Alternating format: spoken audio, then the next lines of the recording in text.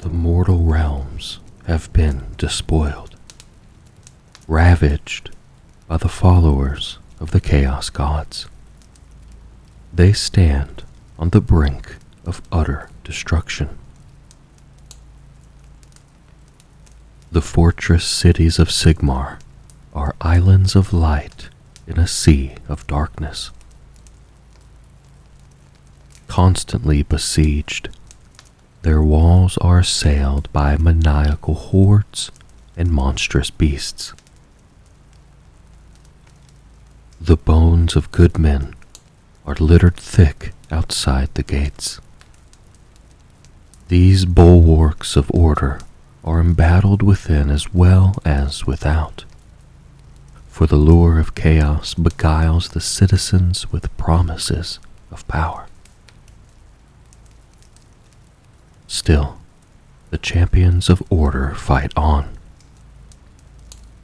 At the break of dawn, the Crusaders' bell rings, and new expedition departs. Storm-forged knights march shoulder to shoulder with resolute militia, stoic Duarden, and slender elves, bedecked in the splendor of war. The Dawnbringer Crusades venture out to find civilizations anew. These grim pioneers take with them the fires of hope. Yet they go forth into a hellish wasteland. Out in the wilds, hardy colonists restore order to a crumbling world. Haunted eyes scan the horizon for tyrannical reavers as they build upon the bones of ancient empires, eking out a meager existence from cursed soil and ice-cold seas. By their valor, the fate of the mortal realms will be decided. The ravening terrors that prey upon these settlers take 1,000 forms. Cannibal barbarians and deranged murderers crawl from hidden lairs. Martial hosts clad in black steel march from skull-strewn castles. The savage hordes of destruction batter the frontier towns until no stone stands atop another. In the dead of night come howling throngs of the undead, hungry to feast upon the living. Against such foes, courage is the truest defense and the most effective weapon. It is something that Sigmar's chosen do not lack, but they are not always strong enough to prevail. And even in victory, each new battle saps their soul a little more. This is the time of turmoil. This is the era of war. This is the age of Sigmar.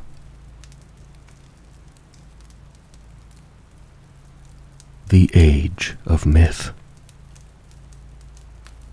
The time known to mortals as the age of myth is one of epic tales and folklore. It is recorded not so much by the written word as by the oral tradition of the skald, the seer, and the village elder.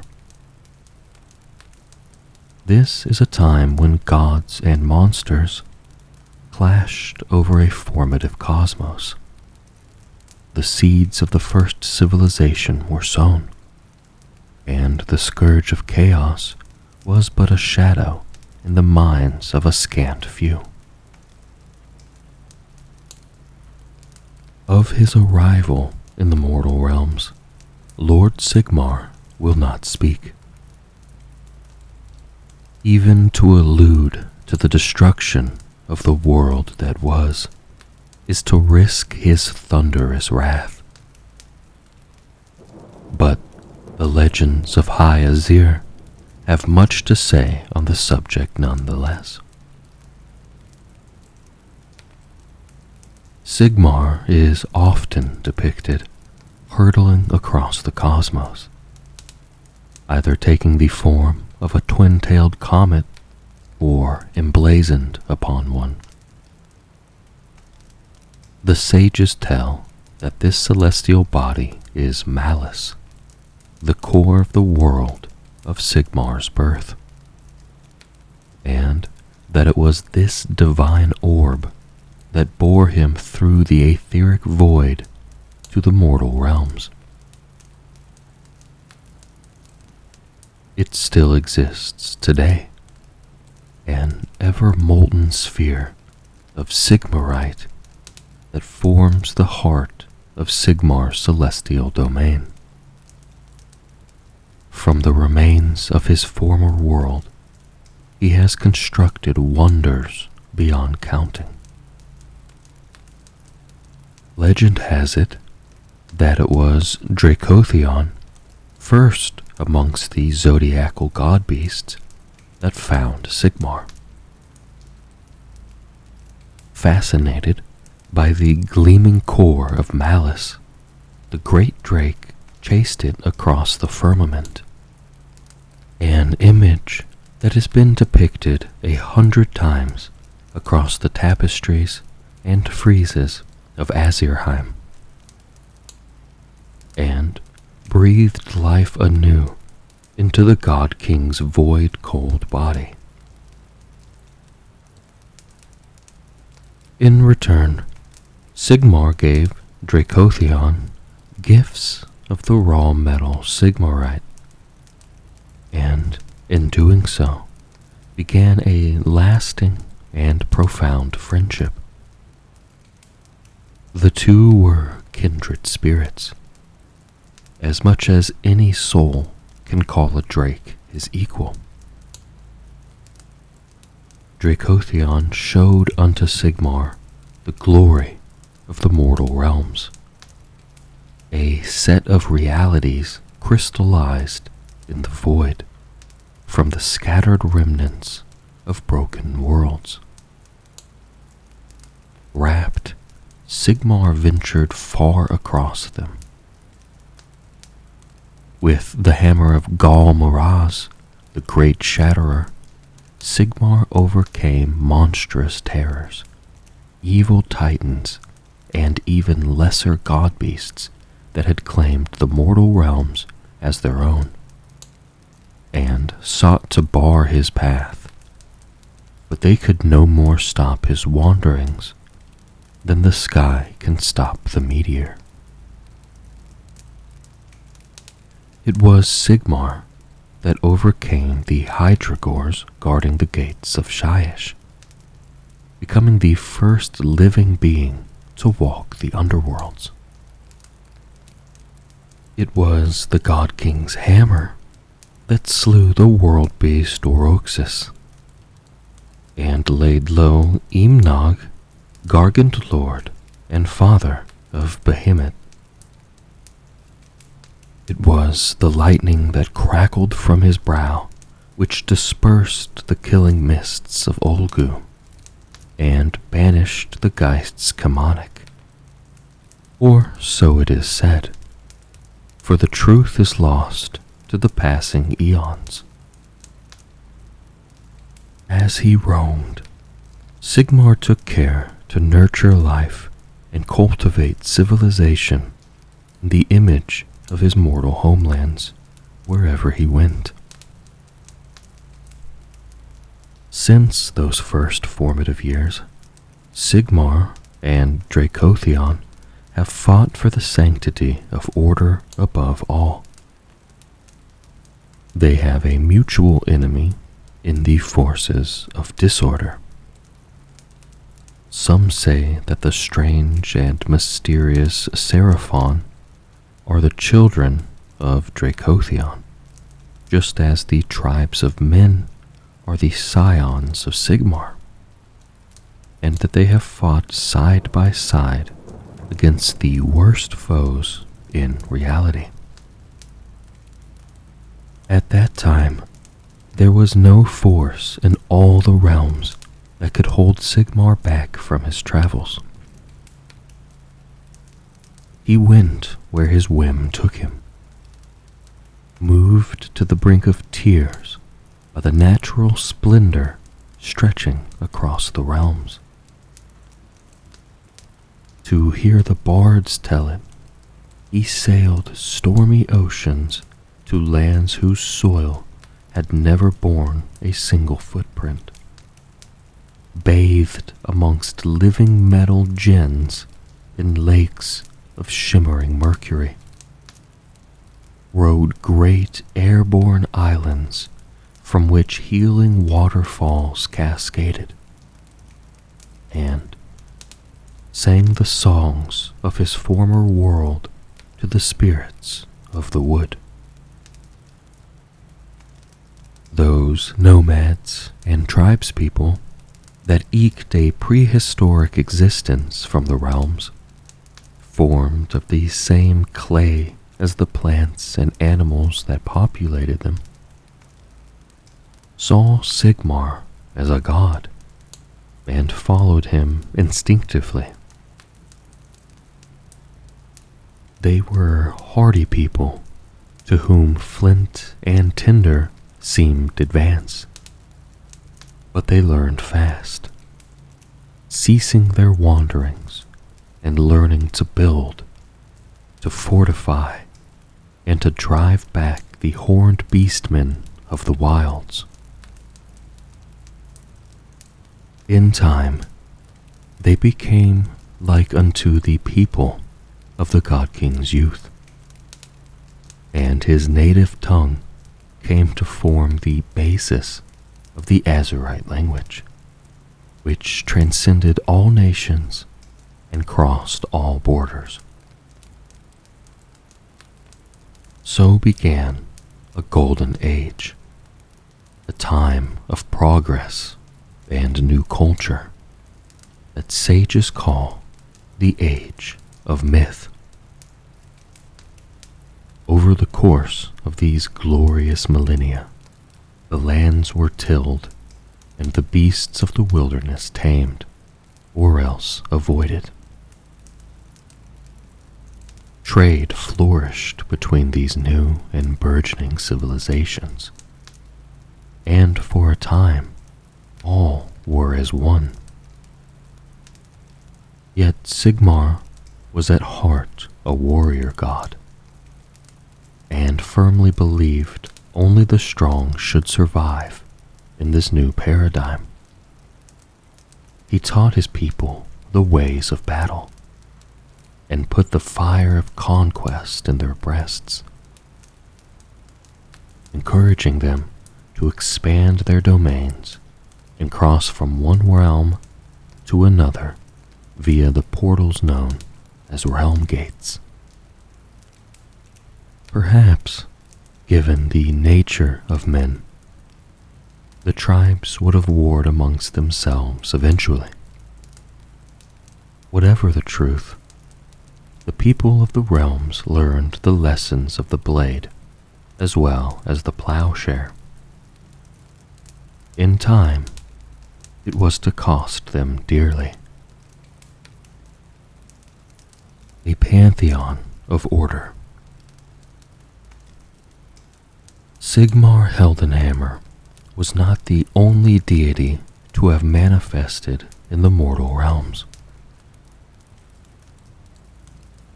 Those beings who had ascended to godhood during the demise of the world that was had awoken far removed from one another.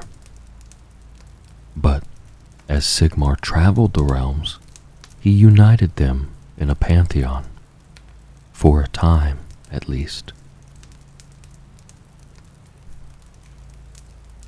The old stories tell it was the God King who uncovered the whereabouts of his fellows. These were those gods who had mortal origins in the world before time, yet who had achieved apotheosis and now stood as Sigmar's peers. Some of these new gods were known to him as trusted friends. Others he had once known as deadly foes, yet here they could prove valuable allies. The first to join Sigmar's cause were the Dwarden ancestor gods, Grungni and Grimnir. The first called the Great Maker, the second the Berserker god. Sigmar found them chained atop a high mountain, bound in fetters forged by Grimnir himself. Though as to why they were so chained, the gods would not speak. Sigmar broke their bonds with his hammer, in doing so earning their gratitude. Grungni became a firm ally of Sigmar from that point onwards, aiding him in the forging of civilization itself. Grimnir, however, could not stand to be an honor debt to anyone. He demanded Sigmar choose a task worthy of his matchless ferocity. When the God King chose the slaying of the god beast Volcatrix, mother of salamanders, Grimnir sought out and attacked the titanic beast without pause. Grimnir sustained terrible wounds as he was raked by Volcatrix's claws, but he landed the final blow nonetheless. In her death throes, Volcatrix tore Grimnir apart, and the two were scattered as meteors of gold and ash. The Great Parch in Akashi is said to be scarred by the craters of their descending remains. The greenskin god, Gorka Morka, was found consumed, his famous strength useless against the globular amber mass of Krakatoa, the living avalanche. The greenskin god, Gorka Morka, was found consumed, his famous strength useless against the globular amber mass of Krakatoa, the living avalanche. Sigmar freed him, but instead of showing gratitude, the two-headed auric deity attacked in a blind rage. Only after 12 days and nights of earth-shattering brawling did the two come to mutual respect. For a time, Gorka Morka slew monsters at Sigmar's behest, clearing a path for civilization. The elf gods of Alariel, Teclis, Tyrion, and Malirion were met by the God King one after another, and convinced of his plan. Under a mountainous cairn in Shyish, the God King found Nagash. There was a time when he would have slain the great necromancer on sight, but here, in this new world, Sigmar saw value in finding common cause. Grudgingly, they worked together to build the first cities, for they both desired to see civilization take root, even if for very different reasons. That alliance was tenuous indeed, and when it inevitably fell apart, the fallout would be dire in the extreme. The gift of civilization. The times known to men as the Age of Myth were days of unlimited horizons and potential. The realms were replete with resources both magical and mundane, and proved fertile ground for the founding of new cities. Sigmar's vision was made a reality in 100 nations and more, and, for a time, life was good. Protected by the new gods as they were, and tutored in the ways of culture and progress, the fledgling nations under Sigmar's rule flourished. A golden chain of civilization linked to one another across the realms. The bones of these same once glorious metropolises litter the wilderness, for their enduring power was not as immortal as their architects had dared to hope. Those born into this golden age knew paradise.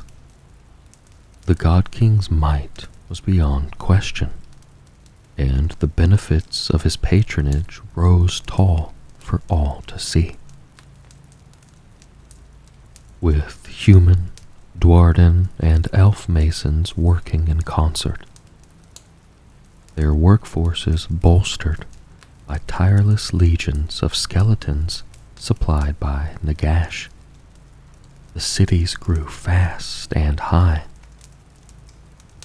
In fair Elixia, in Cayman, the streets rang to the hammers of 1,000 gifted artisans.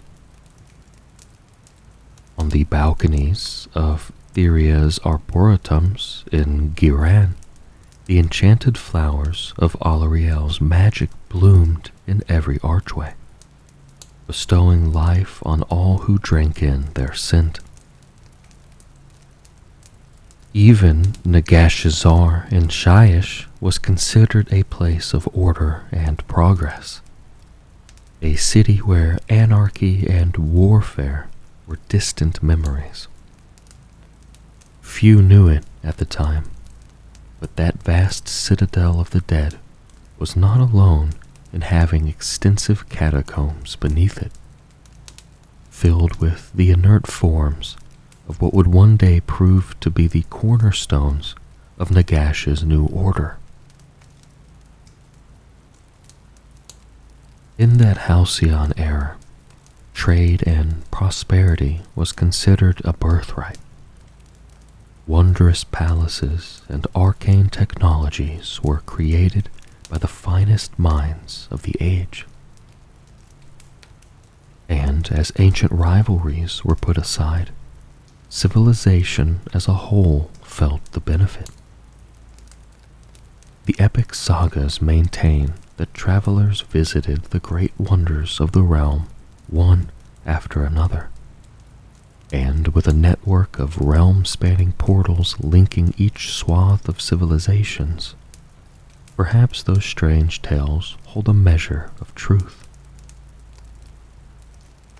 The Spear of Malice, the bone pillars of Anthgor, the peak of Deific Mons, and the sky bridges of Gur. All of these legendary landmarks and more are glorified in song and verse, though many have since been cast down or consumed by the ravages of time. It is a tragic irony that the remains of these wondrous marvels of architecture now form little more than opportunistic shelter for the embittered descendants of those who raised them to the skies. The powers of chaos. The four dark gods of chaos have always sought to corrupt and despoil reality. Forever in tension as they seek to pass one another in the great game. Their power ebbs and flows, and, of late, a fifth god has joined their number. As long as emotions rage within the hearts of mortals, they can never truly be defeated. Khorne, the blood god. Khorne is made stronger by every conflict, for he is rage incarnate. And with the recent eruption of barbarism in Gur, his potency increases once more. He is a perpetually wrathful, roaring being of infinite strength and supreme battle prowess.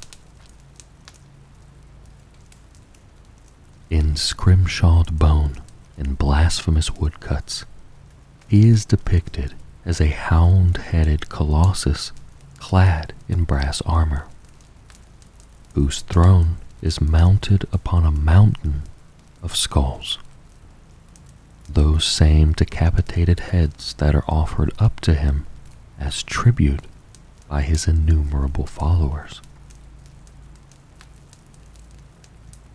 It is said Khorne rewards bravery, physical might, and conquest, and punishes cowardice, seeing spell casting as the refuge of the weak. His gore-drunk faithful range far and wide as they go about their dire butchery. If no victims can be found, they will fall upon one another, or even wound themselves unto death. Regardless of the source, the blood god hungrily watches the carnage rot in his name. The spilt gore of a former friend is as readily accepted as that of an enemy. Khorne cares not from whence the blood flows, only that it flows. Tzeentch, the changer of the ways. Endless are the schemes of Tzeentch, overlapping and tangling amongst one another with fractal complexity. He is the architect of fate, as the god of sorcery, hope, and deceit. He has an unrivaled comprehension of magic, but also destiny, intrigue, ambition, and subterfuge. Being the master of all change, he has a strong claim to ultimate power. For without transformation, a warrior cannot ascend to greatness. The gods cannot bestow their gifts, and the living cannot die. Perhaps Tzeentch would pull the strings of even his brother gods, were it not for the fact that he is quite mad. Not even he can see past, present, and future all at once, nor fathom the myriad consequences of his infinite schemes. Neither does he care that one may confound the other, for it is the act of manipulation that is the goal in and of itself. To try to comprehend the madness is to feel one's own sanity slipping away. The blessings he gives to those who earn his favor usually take the form of mutation or transformation, accepted with dark glee by his true disciples, no matter how hideous or disturbing a form they may take.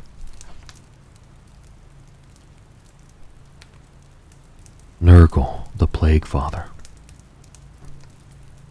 Nurgle sees himself as a generous god, a belly-laughing patriarch who ladles his carefully brewed concoctions across an ungrateful cosmos.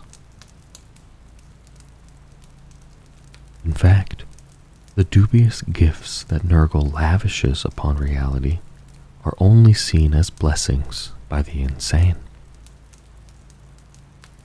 Grandfather Nurgle is named by some as a god of dark vitality, but he brings only disease and despair, inflicting pandemics of supernatural malady that turn their victims into the most repugnant forms.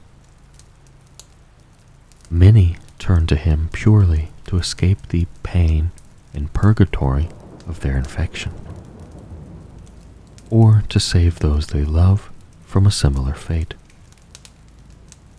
And escape it they do, for with Nurgle's chuckling indulgence, the afflicted no longer feel the agony of their infections, but come to revel in them, even as they triple in severity.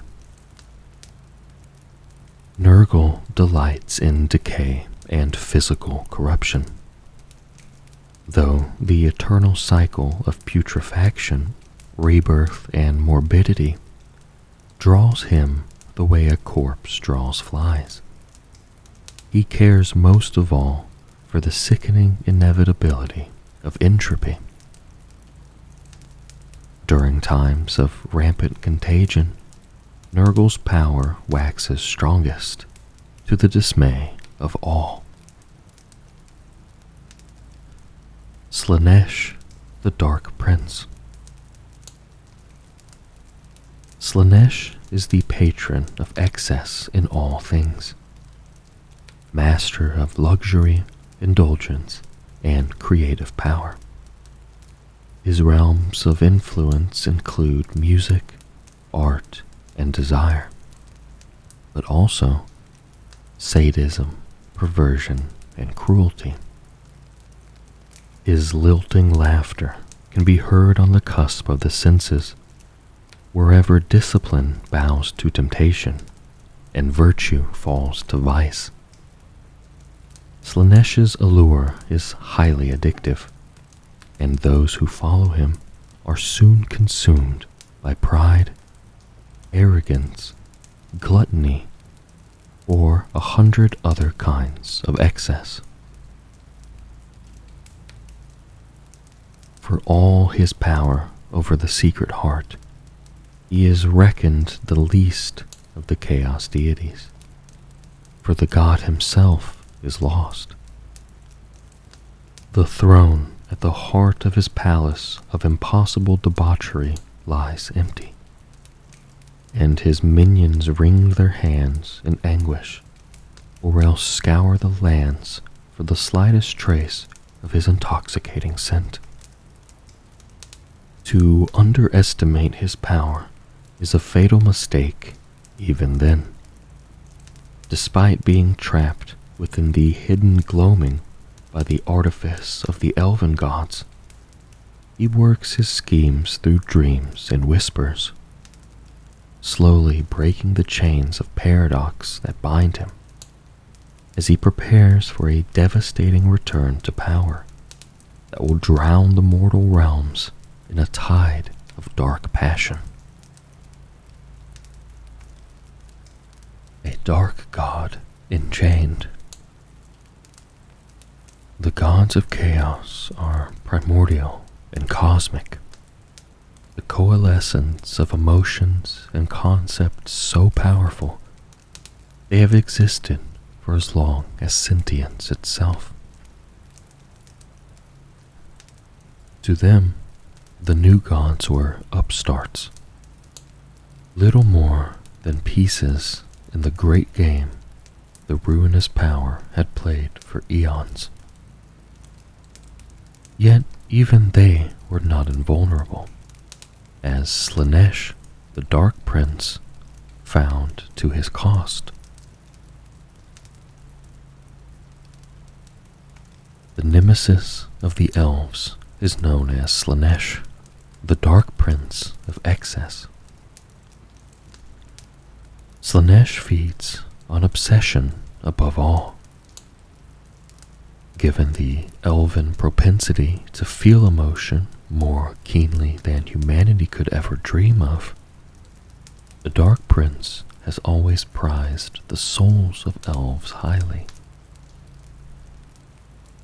During the end times of the world that was, the Dark Prince gorged himself on the souls of the elven race, consuming almost all of their number in a cataclysm of gluttony and greed. For a time, he was as sated as a god of excess can be, a swollen and triumphant presence in the void. The elven lords Tyrion and Teclis were amongst the few of their kind to have escaped Slaanesha's apocalyptic feast. Tyrion was first to awaken, not just as an incarnation of the energies of Hysh, but as a god of light. He ventured far into wonderment, pressing further and further towards the realm's edge, where the Hyshian magic was so searingly intense it stole his sight. Were it not for his connection with his twin brother Teclis, he would be entirely blind. Together, the two roamed Hysh, but of their former elven kin, they found no sign. In shadowy Olgu, their counterparts, Malerion and Morathi, had found themselves similarly reborn. Malerion had achieved godhood, though his mother Morathi lingered on the threshold of apotheosis. They too searched for elves to no avail. It was during the early years of the Age of Myth that the God King found the elven gods, a great relief swelling in his heart at each reunion. Even the duplicitous Malerion agreed to join his pantheon.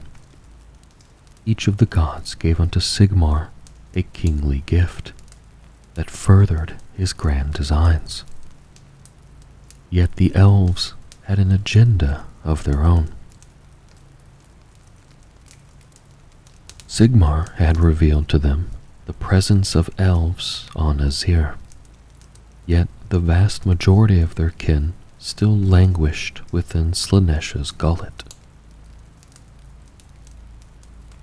It was the discovery of a sub-realm between those of light and shadow that proved the turning point of elven history. Though the gods of light could not stray into the realms of shadow, and vice versa, they could coexist in the twilight space between the two. Gish, the hidden gloaming. There, they began a great sorcerous work of creation, fashioning a prison of paradox that was both light and shadow. By essentially using themselves as bait, for Slaanesh could not resist a banquet of godly souls, they lured their nemesis into Gish. Bloated as he was, the Dark God was unable to escape the fetters they wound around him. It was hailed as a great victory. Using the pinnacle of their magic, the elf gods drew out their captive souls of the long dead of their kin, and over time learned how to remake them as mortal elves. Yet in doing so, they turned their backs on Sigmar's pantheon at a critical time. The Age of Chaos. Far beyond the void, the dark gods looked upon the civilizations of Sigmar's new order with covetous eyes. Soon, Their whispers were heard in every realm, half imagined but powerful nonetheless. When the escalation of civil war, arcane rivalry, and blasphemous ritual led to reality itself splitting open, the poison of chaos spilled through. The dark gods have invaded many worlds across creation, for they are beings from the realm of chaos, a non-place of raw magic that bleeds into 100 realities and more.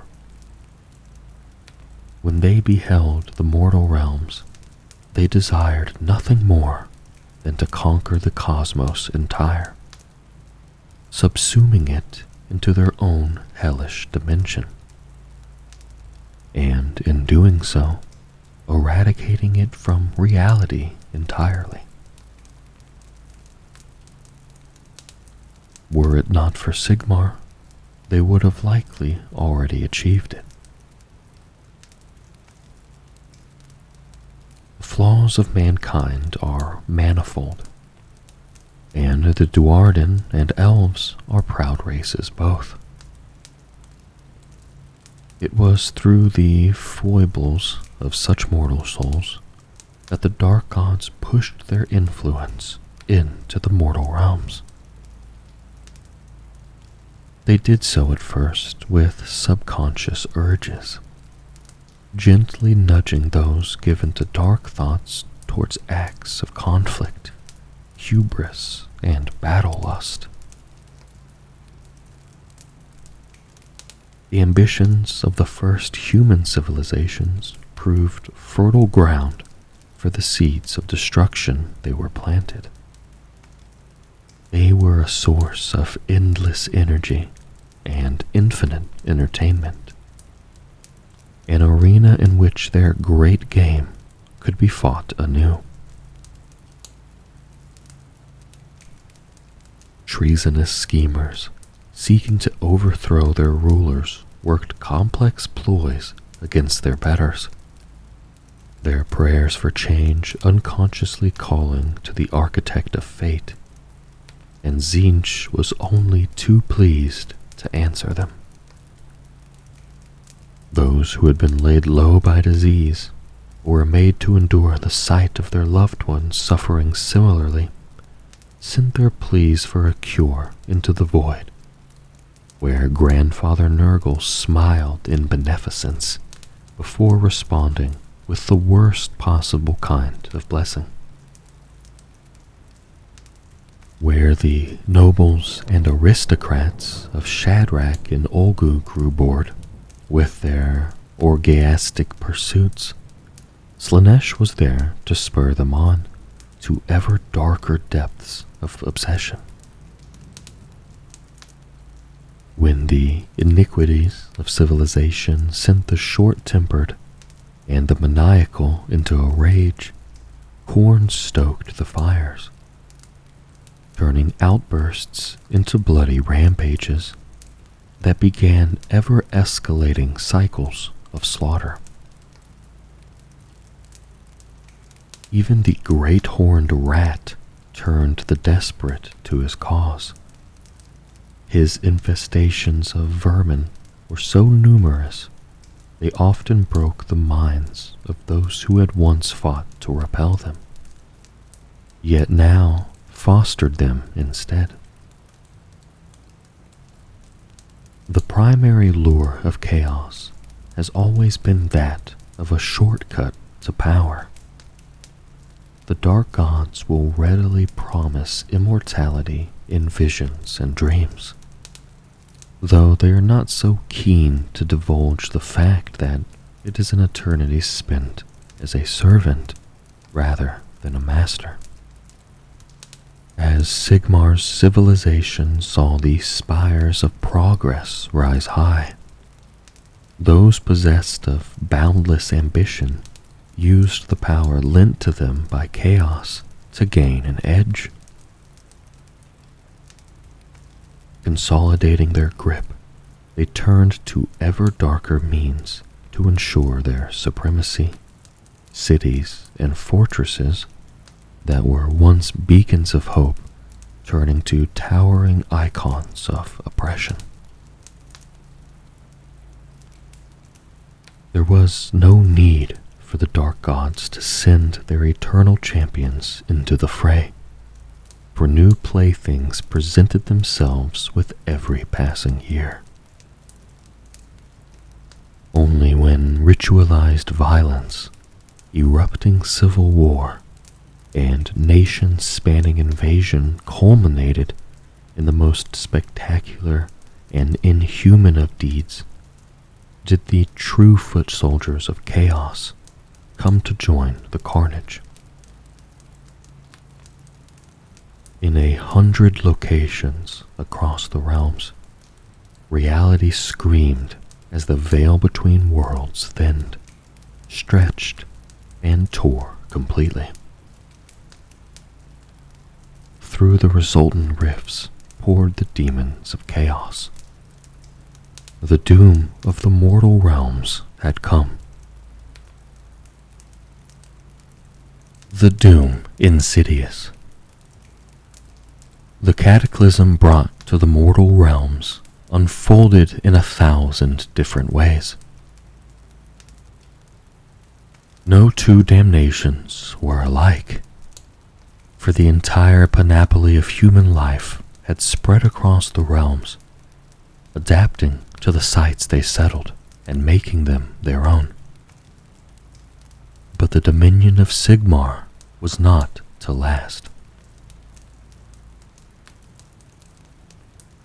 Each of the ancient primordial deities of chaos found certain realms more desirable than others. They had their own proclivities and favored breeds of disaster, and they intended to see them flourish in fertile soil. With many of the lands unaware of the chaos threat, their works grew ever greater. Over time, in every realm, the first falling droplets of poison with which they soured the dreams of men were followed by the storm of a full-scale apocalypse. Akshi, being so volatile, was known for the warlike nature of its tribes and nations. Its doom came amongst blades and flame. The realm of Fire's people had found ways to fight one another in ritual fashion, using challenges and duels between factions to avoid the costly after effects of a slaughter. Yet one can no more quell the passions of the actions that extinguish the fires of its many volcanoes. When the contest of champions held at the Clavis Isles saw Threx Skullbrand and Korgos Kul drive a series of honor duels into an ongoing massacre, the carnage was so great that by the climax of the gathering, the combatants waded through rivers of blood. When the days of gore reached their peak, the fabric of the realm was thinned to the point it frayed and split. From the realm of chaos, that hideous dimension beyond reality, the demons of Khorne howled in triumph. From the pulsing red wound in the heart of that archipelago, the demons of Khorne crossed blood-reddened seas to invade the Great Parch. At first in scattered warbands, but then as a demonic horde that swept all before it. The armies of that time had never seen a foe nearly so deadly. Indeed, only Sigmar himself knew the true import of that breach. It was the first demonic incursion, wherein the legions of the hellish realm of chaos poured forth to wreak havoc upon the worlds of men. It was by no means the last. Great was the woe visited upon the ever-spring swath of Giran, the stretch of the realm of life most sacred to the ever-queen Alariel in the age of myth. The swath's continents had been true paradises, lush and verdant, where the plants and the animals lived in noble harmony, and humanity took only what they needed from the lands. At the dawn of the age of chaos, the tiniest of organisms infected Giran's wild glory, and invisible yet potent diseases spread with surging, escalating fecundity from one nation to another. Viruses became parasites, became blighted carriers who were more plague than person, lurching from one settlement to another to spread despair and hopelessness. In doing so, they prepared the way for a demonic onslaught of terrifying scale. For being supernatural in nature, no mortal hospice or alchemist could cure the sickness before the realm of life was ripe for conquest. The bane of the savage lands of Gur was not a subtle one. Being a place of constant predations roamed by long-toothed monsters, the realm of beasts was primal and fierce, and it called to Khorne with every act of bloody murder and flesh-ripping slaughter that occurred under its endless blue skies. There, the greenskin tribes were predominant. They whose culture took any excuse for violence they could find. It took nothing more than the rumor of battle to tip the land into an orgy of bloodletting. Yet, soon enough, their dreams haunted by the brazen roar of Khorne, the humans of that land fell to the lure of conflict for conflict's sake. Where once the people of that land killed to eat or to prove dominance, soon enough they killed purely for the brutal joy of it. Cayman, the realm of metal, had been made a utopia of progress and wealth through the ingenuity of the Duardin and their human allies. Much of the Spiral Crux, a land of golden splendor famed across every realm, was fashioned by the Great Maker himself. Before the inevitability of change, however, all is rendered impermanent, and even Grungni's works could not last against the concentrated magics of Tzeentch. It is said that in Olgu, the Shadow Realm, the forces of chaos found little purchase at first. To invade the land of mists and gloom is to become hopelessly lost, and likely disappear without trace. Given that the demon finds itself dwindling when not sustained by the dark energies that spawned it, and that the cunning Malarian turned aside his foes with every iota of his artful cunning, The lands of Olgu bore far less of the brunt of chaos invasion than the other realms.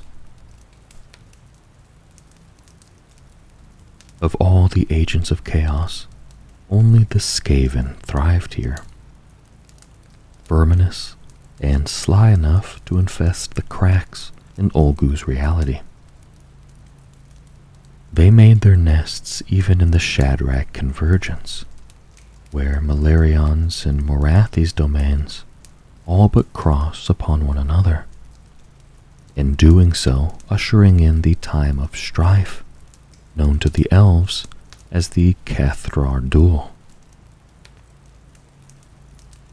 Deathly Shyish felt the claw of chaos upon it, for the order and stolidity which bound native spectre and mortal alike was an offense to the dark gods.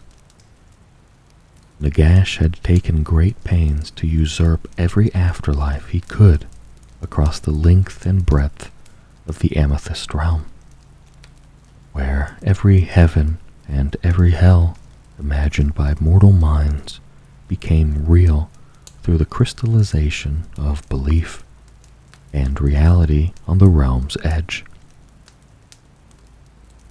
Nagash's intent was to become the lone deity of that realm, where once 1,000 gods of the dead held sway. It was the incursions of Nurgle that broke upon those deathly shores first.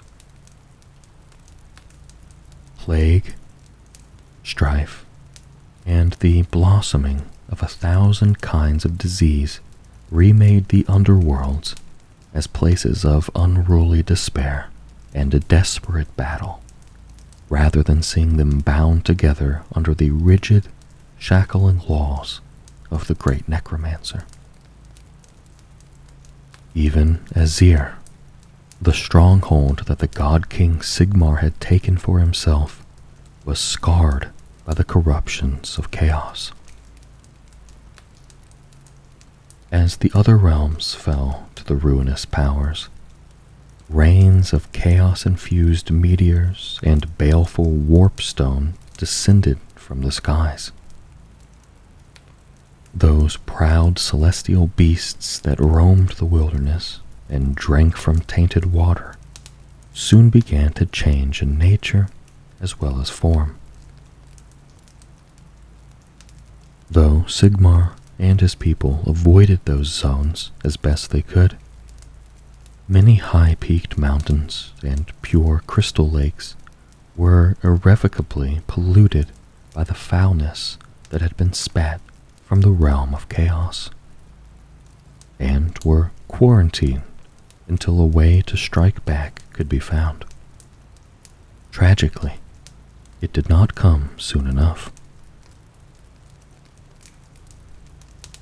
Everywhere, the talons of chaos dug harder and deeper into reality. In every land, across every generation, those who had grown strong under the rule of Sigmar's Pantheon found themselves cast into the dirt to grovel under the iron heel of their oppressors. As easy as it was to see the terrors inflicted upon the people as the act of a malevolent outside force, the truly wise knew that was not the case at all. Here was the darkness in the hearts of every man and woman made manifest, the nightmares within given form. For the chaos gods are formed of the hopes, lusts, fears, and urges of mortal souls. Those who not only turned from their own kind, but who sold themselves to eldritch forces, so they might gain instead of suffer from the onslaught that befell them. The humbling of the God King. Sigmar's power was such that with every blow of his world-shattering hammer, he massacred the scions of chaos. and sent demon kings howling back to the void. Though he won many a battle, he was slowly losing the war. At the Battle of Burning Skies, his true plight became horribly clear.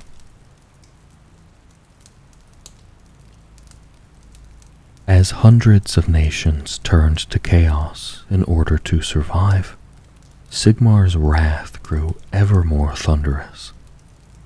His ascension to godhood had not eased his temper. If anything, the destruction of his former world had seen him in its thrall. He fought with passion and anger, more than with detachment and strategic acumen. Every bit the war god on the battlefield and in the celestial courts alike. Yet, even as he secured victory in one theater of war, a dozen more fell to the ever-growing numbers of his enemies. Sigmar's alliance of gods had already shown the first cracks in its foundations. The time was drawing near for the unfolding, multi-realm disaster to reach its darkest hour. The earliest Axian tomes of war, their metal leaves etched in vitriol, detail Sigmar's duels against the Tetrarchs of Ruin. Bathed in the flames of Axi, Sigmar is said to have cast down Angarath, the Exalted One, and destroyed his Khornate armies.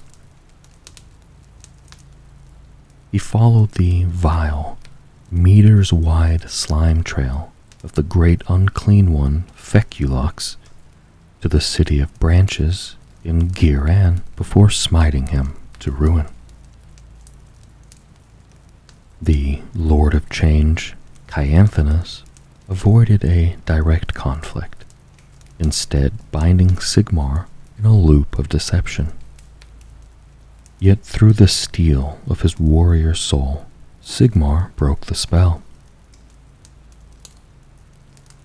Even Luxius, the Keeper's artful seductions, withered under the force of Sigmar's contempt. It was Archaon, the Ever-Chosen, who proved Sigmar's truest bane. He saw in these defeats an opportunity. Though it took long decades to achieve, he united the demon lords in a common cause, thereby adding the hosts of the realm of chaos to his armies. At the Battle of Burning Skies upon Akshi's fire plains, the Tetrarchs met Sigmar in battle once more, and the size of their demonic hordes blackened the earth. Against them stood Sigmar and the 12 tribes of Bellicose, fire-hardened nations who had resolved to destroy their chaos oppressors or die in the attempt. With them were oath-bound Duarden, elves in glittering armor, battle-hungry Oryx, and even ranks of living dead. Though Nagash himself was not present, many of his necromantic armies stood by Sigmar's side. Gorka Morka raged unstoppably, clubbing great chasms into the oncoming hordes. The burning light of Teclis banished foes innumerable. Yet it was always mighty Sigmar who took the greatest toll. On raged the conflict as gods, monsters, and mortal warriors fought with everything they had. Dusk led to dawn, and to dusk again. The pyres of skulls raised to the glory of the dark gods were as mountains. So relentless was the slaughter, it is said that for a year afterwards, to look upon Akshi from another realm was to see only a burning death's head in the sky. 7 times Sigmar led the charge, and 7 times his coalition threw back their chaos foes, reaping a great tally with each clash. One after the other, the Tetrarchs tasted Galmaraz's wrath, for in their monstrous pride, they still would not fight as one. But there remained one still to challenge the God King. As Archaon rode to oppose Sigmar, the circles of his vanguard at his side, God King hurled the hammer Galmaraz with the force of a thunderbolt. It was an error of judgment that was to ripple through the centuries. An illusion conjured by Archaon tricked Sigmar into hurling his hammer, not at his nemesis, but into the rent in reality from which the demon hordes had poured into Akshi. The skies cracked and boomed as the hammer plowed into the void, lost to Sigmar's hand, and with it, the day was lost also. Bereft, Sigmar was much diminished. He fought on as long as he could, even bringing his war to the all points, but his armies were slowly decimated. Sigmar, seeing no other option, retreated with his people to the realm of heavens, and sealed the gates of Azir behind him. In doing so, he consigned the other mortal realms to damnation. On that day, the golden legends of the age of myth gave way to a bloody historicity at the point of a jagged blade. The dying of the light. The critical loss at the Battle of Burning Skies saw the struggling war effort against chaos fall into total disarray. With Sigmar's people making their exodus to Azir, and his Pantheon looking to defend their own territories above all else, disaster loomed. Whilst in Hysh, another kind of cataclysm was gradually unfolding.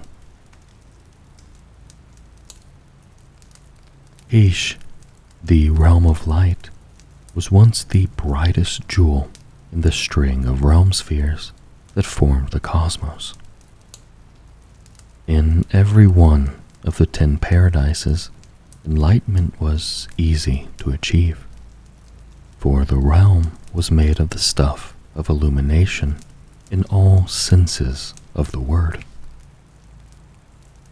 Tragically, as became evident at the dawn of the age of chaos, even its scintillating grandeur was not immune to the scourge of the dark gods.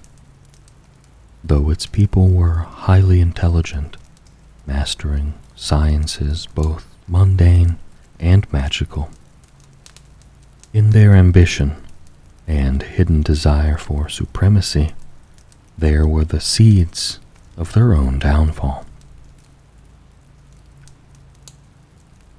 The elves of Hysh were not the first to have been rescued from Slaaneish's glutted form by Teclis and his twin Tyrion. That dubious honor belongs to the Idoneth, an elven word meaning extreme seclusion, or rather their forefathers, the Sithai. The Sithai were the result of a grand magical experiment that saw their essences extracted from Slaaneish's roiling gullet. Using a masterpiece of soul magic, the elven gods used arcane barbs that not only identified the swallowed souls of their former kin, but helped them coalesce and be drawn outward as a parasitic worm is wound from a host. When their pale, writhing essence was given form, it was that of an elf. And though Tyrion and Teclis took care to make these refugees appear as fair as possible, inside they still harbored a grim curse. Teclis found that the Sithai could fly into frenzies of excess emotion, and drew the only conclusion: they still bore the taint of their imprisonment.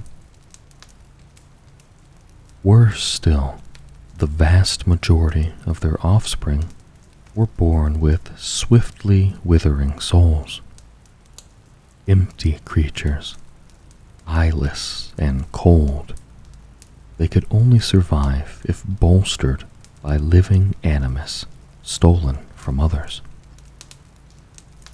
Teclis was horrified at this development, and were it not for his brother preaching mercy, he would have woven a great spell to destroy them all. Yet his hand was spared. The Sithai, terrified and abhorred by the news that their creator sought to destroy them, fled to the deepest, darkest parts of the mortal realms, so that neither their bane Slanesh nor their savior Teclis could find them. So the Idoneth were born, their enclaves founded in the depths of the watery abyss.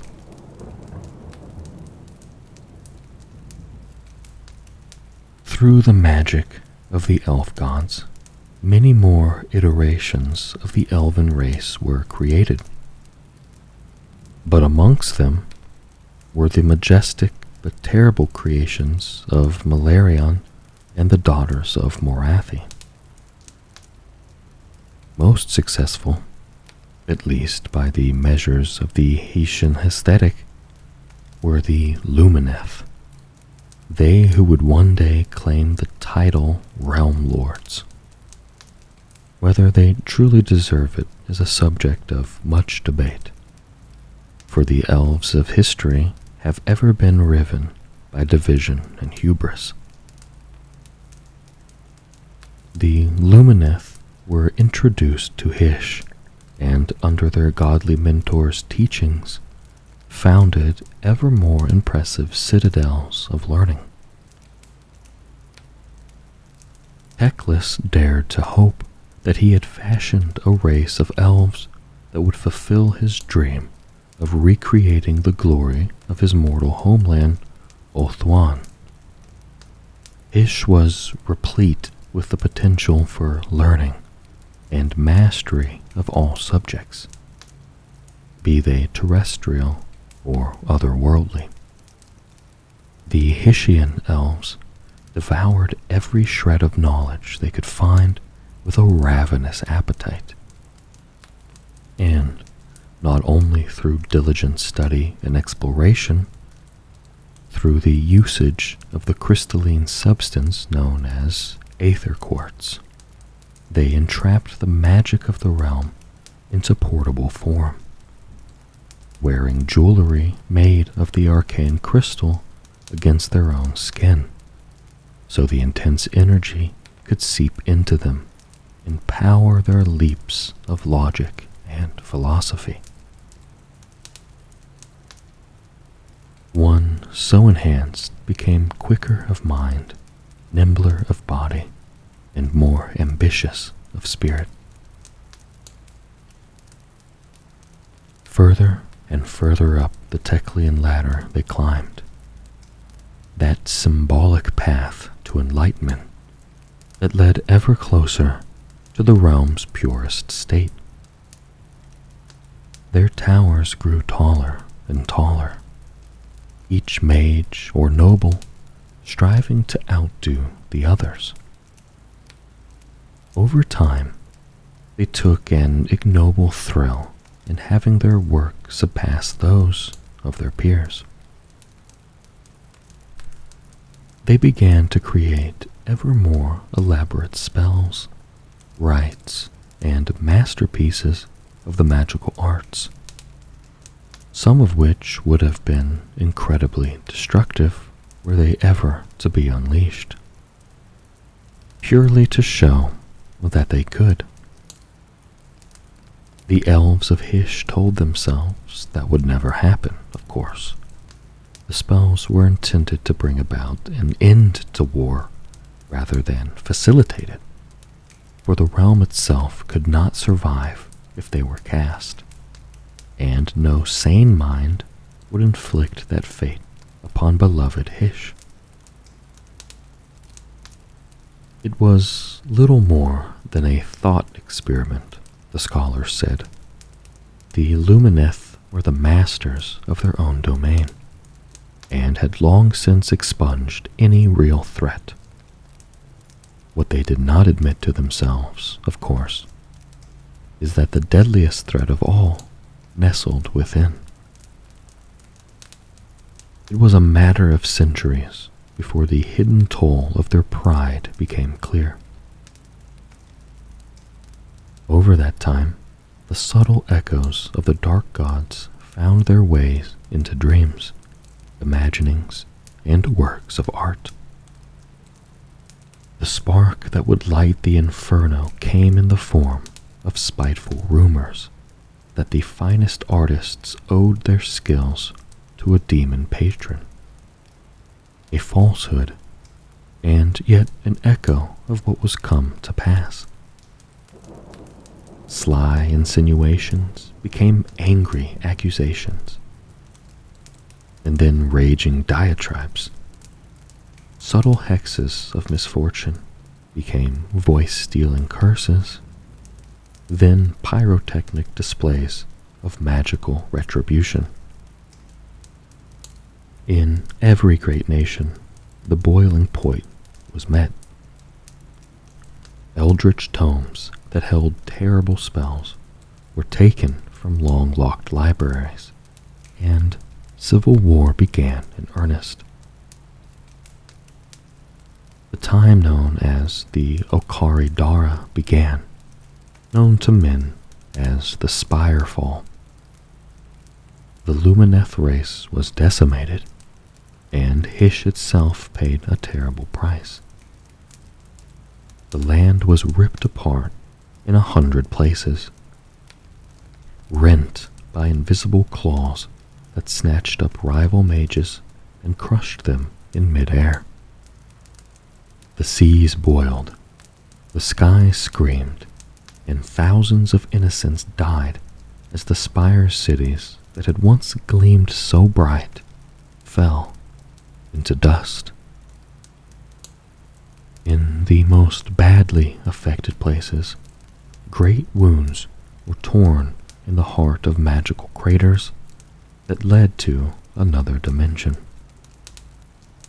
And through those lesions came the worst of all the elven race's foes, the demons of Slaanesh. Dominion of Chaos.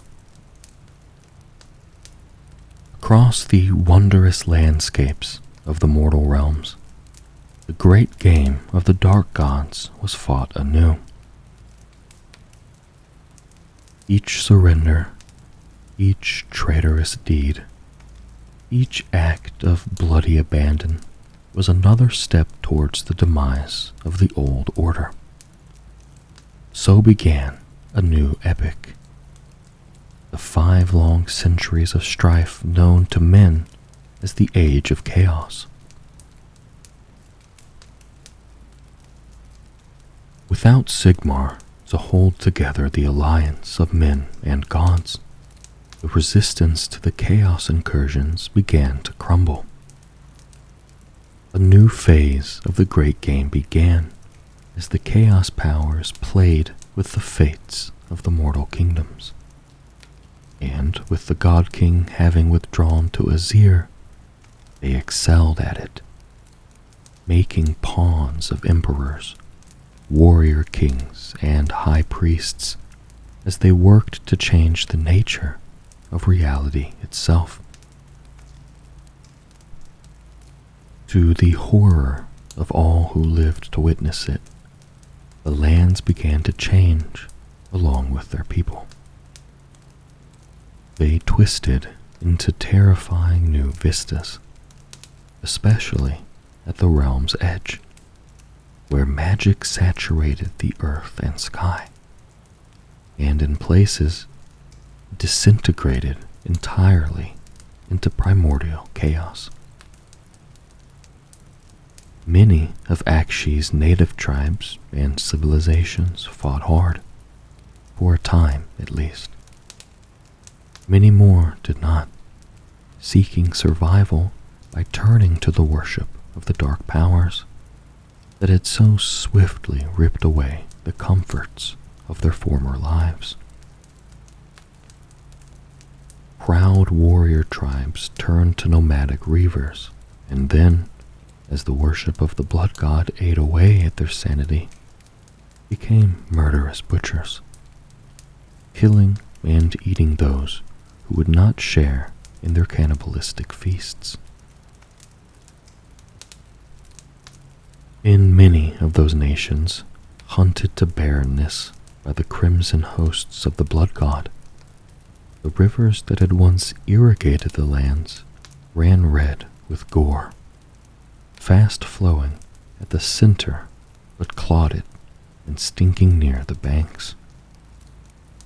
Water became scarce, prized above even gold, and the folk of the lands found themselves dying of thirst, or lashing out in wild, despairing frenzies to add to their own murderous works to the blood god's tally. It was not only Khorne who staked his claim to the nations of Akshi. In scholarly Asperia, the magocracy of the Great Parch found itself beset by the arcane demons of Tzeentch, whilst in northern Kotha, the harrowing red flecks of Nurgle burned millions of people from the inside out. 100 dooms befell each mortal realm, for the gods of chaos delight in fashioning the fall of empires, old and new. In once fair Giran, the land itself became sick under the influence of Nurgle.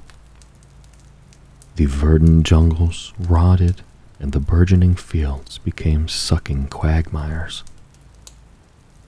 The realm's Sylvaneth defenders were forced into seclusion, waging a guerrilla war that could never be sustained for long against the rising tide of plague. With Alarielle fighting a losing battle, and hence sinking into a long despondency, Giran's heart was all but claimed by Nurgle's foul greed. Gur's fall began with skirmishes and hunting parties that killed for the sake of killing, but ended in a realm-wide war between man, beast, and greenskin.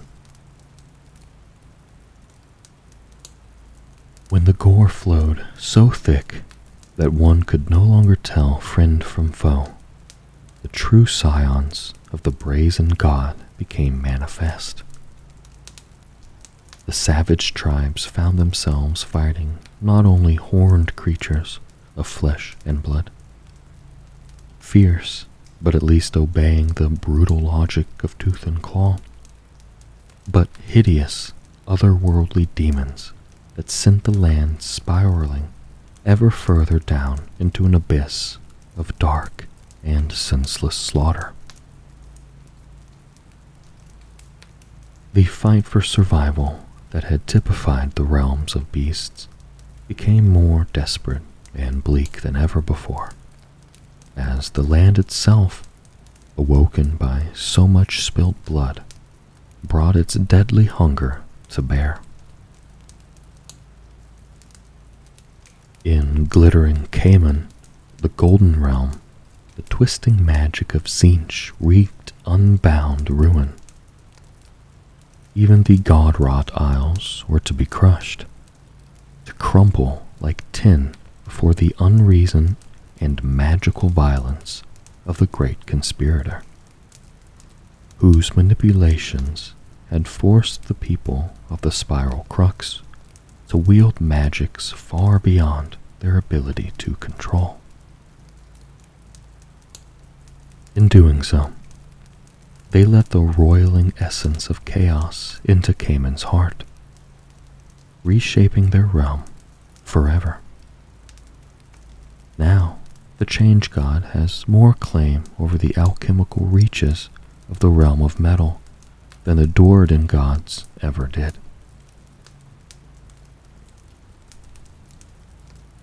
Olgu fared better for a time, for only the great horned rat thrived as a rival to the elven gods that had made their claim there. Yet, even the least of the dark powers had influence enough to erode reality. Those lands claimed by the Skaven became dusty wastelands, where the ash of fallen empires was carried on the breeze. In places, not even a blade of grass could be found that had not been gnawed by chisel-toothed vermin. Worse still, as the Age of Chaos reached its peak, the 13 dominions were prowled in ever greater numbers by the god-seeking warbands of Slaanesh. Olgu's opposite number, Hish, was likewise afflicted by the scions of the Dark Prince, though it suffered from within rather than without. The end result was the same: the breaching of the walls of reality by the ravening, sordid demons of Slaanesh. In Shyish, Nurgle's plague fleets launched coastal invasions in hundreds of underworlds. Though the living and the dead united to fight against them, they could not hold back the ravening plagues that consumed spectral matter as easily as it did living flesh. The Plague Fathers, brothers in darkness, took their own annexes in those underworlds that pleased them. To the heroic specters of Halost, Khorne brought war anew, whilst in the pleasure gardens of Bacchanalia, the forces of Slaanesh rampaged at will. At the climax of Shyish's war, the immortal warlord Archaon, an old rival of Nagash's from the world before time, laid the great necromancer low, and in doing so struck a blow to his carefully constructed empire from which it has never recovered. Azir's celestial cities were preyed upon by monsters that roamed from the mountains to feast upon the soft flesh of men, each once a noble beast twisted beyond recognition by the poisoned lakes and tentacled-choked craters of the highlands. Over the course of a long and violent century, the plague of monsters was hunted to extinction. But wickedness had been sown within the cities of men as well as in the wild. With the God King's blazing eye upon their works, those men who had taken the seeds of darkness into their souls were blasted to nothingness by Sigmar's righteous wrath. Even in this singular victory, Sigmar had suffered a terrible loss. Though the Heldenhammer preached to his people that through valor and strength the works of chaos could still be driven back, he knew full well the dark gods neared their ultimate victory over the mortal realms. Over it all reigned the three-eyed king, he whose sadistic genius had brought about the death of worlds. The shadow of his Varangard agents fell upon almost every tyrant and dark king in the lands. His orchestration of the downfall of the mortal realms had come through uniting the faithful of the dark gods, so they fought as one instead of against one another, as they would otherwise have done. Though not even his most trusted lords knew it, he did so not to be rewarded by his patrons, but to usurp them. To all those who suffered under his rule, escaped to the hidden wilds, or somehow endured the shackles of his reign, there was but one immortal truth. Chaos had claimed a victory that could never be undone.